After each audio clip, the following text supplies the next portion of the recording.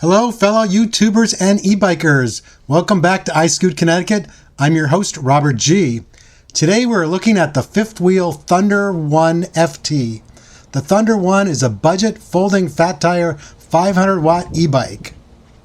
First thing we're going to do is walk around and inspect the box for any obvious damage. This box looks to be in great shape. This particular box has staples and straps. I like to pull the staples out first. You can cut yourself or even scratch the paint on a brand new bike. I did go back and pick up the staples I dropped on my driveway. Next, let's cut these straps. It is time to take a first look inside the box. It may not seem that exciting, but I want everyone to notice the foam blocks and foam wrapping. The fifth wheel Thunder is packed really nice to prevent damage. Okay, let's get all these zip ties and packaging off the Thunder 1. Please be very careful at this point. I know you'll be excited to start revealing the e-bike. It's very easy to accidentally cut a wire, cable, or zip tie that's part of the bike and not part of the packaging. I've seen experienced YouTubers make that mistake. Also, some of the components, like the handlebars, might fall when you cut them loose. Since you don't have both wheels on yet, it's also unstable and could fall down. You really don't want to scratch your bike before you even get a chance to ride it.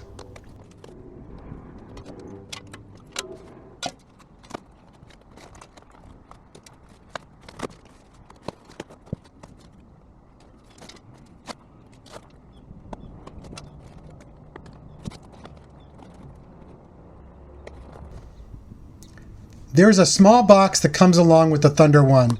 Be careful not to toss it out with the packaging. Let's open it up. Inside we get the charger with a US power cord. It's a 2-amp charger. There's an assembly and owner's guide, front light with reflector, tools, bell, and pedals.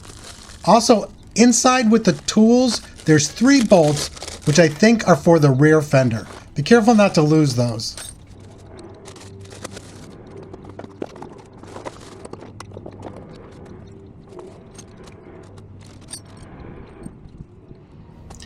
The handlebar stem is next.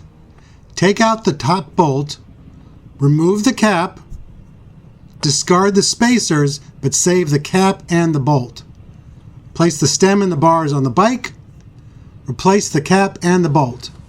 You'll need to adjust the stem later on, so don't make it too tight.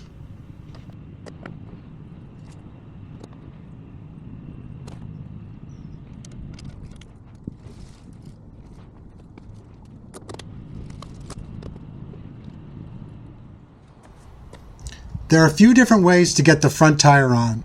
You can flip the bike upside down, lay it on its side, or just lift up the front forks.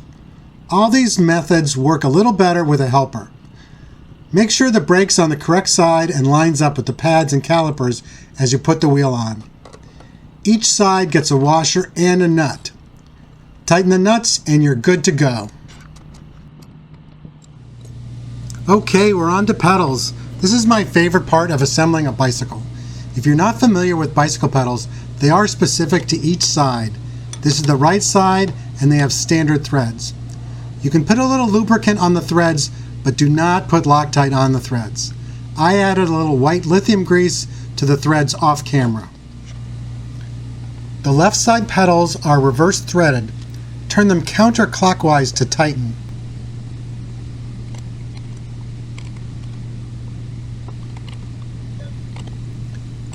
I'm not sure if all the bikes ship like this, but I had to rotate my handlebars slightly to get them straight. Perhaps at the factory, they rotate the bars in a certain angle to protect the display.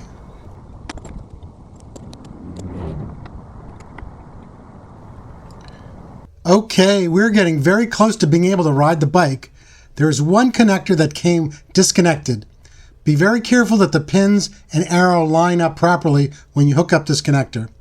It was hard to catch on video, so I'm just leaving this photo here for everyone to look at. The bike is all assembled.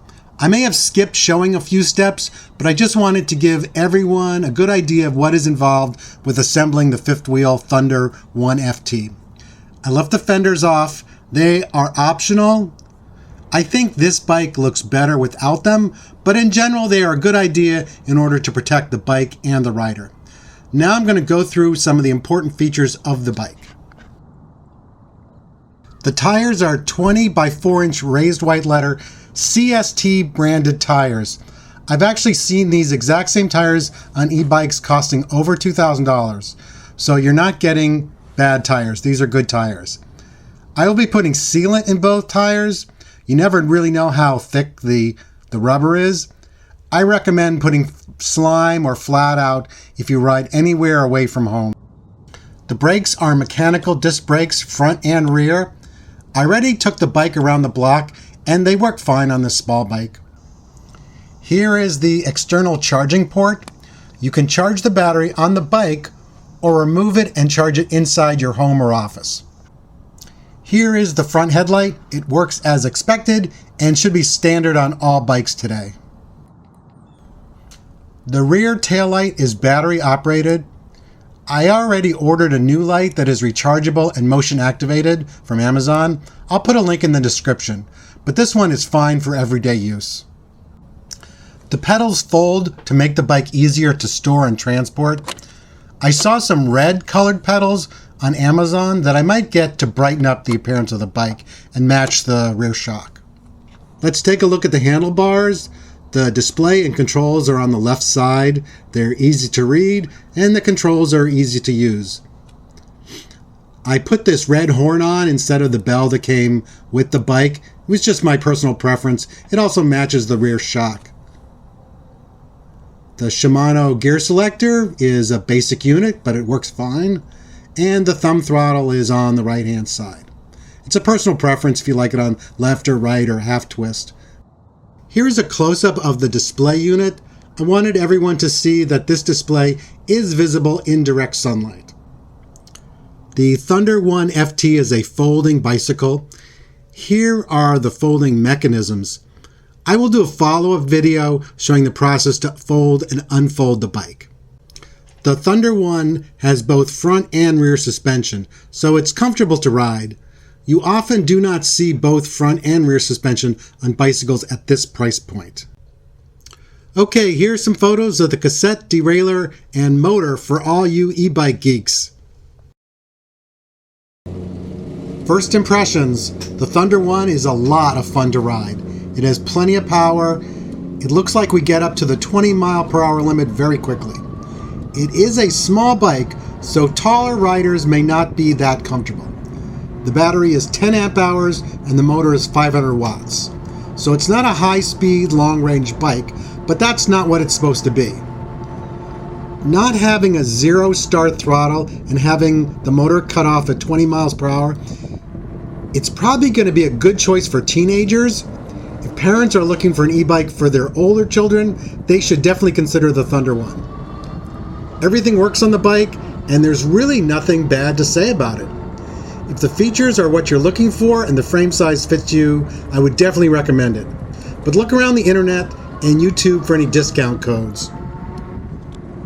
The brakes work great considering they are mechanical and not hydraulic. We are going up a hill now, so let's see how the 500 watt motor performs under the heavy load. I will be filming a separate hill climb and speed test later on. Please like this video and subscribe to my channel. I'm going to have more action content coming soon with the fifth wheel Thunder 1 FT. If you have any questions or comments about the Thunder 1, please leave them in the comments. I will do my best to answer them, or I can reach out to Fifth Wheel for an answer.